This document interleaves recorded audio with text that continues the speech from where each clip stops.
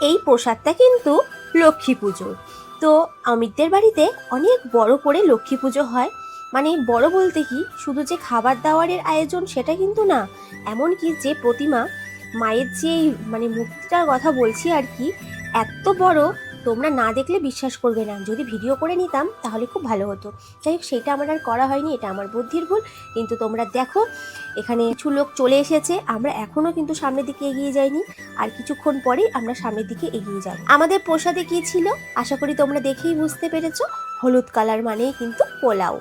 পোলাও আর আলুর দম ছিল। এবার আমরা সামনের দিকটা এগিয়ে এসেছি। এবার দেখো, ঝড়ের বেগে আমাদের সমস্ত প্রসাদ কম সময়ের মধ্যে ফিনিশ।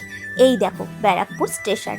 তো তোমরা দেখে এবার বুঝতেই পেরেছো, কনফার্ম হয়েছো আশা করি। যারা এইসব জায়গা চেনা পরিচিত, এর আগেই বুঝতে পেরেছো যখন আমরা ওই সাইডটাই ছিলাম, যখন আমি ভিডিওতে দেখিয়েছি। আর এইবার তো পুরো স্টেশনের নাম দেখিয়ে দিলাম। তো দেখতেই পাচ্ছ এখানে খাওয়া স্টার্ট করে দিয়েছে।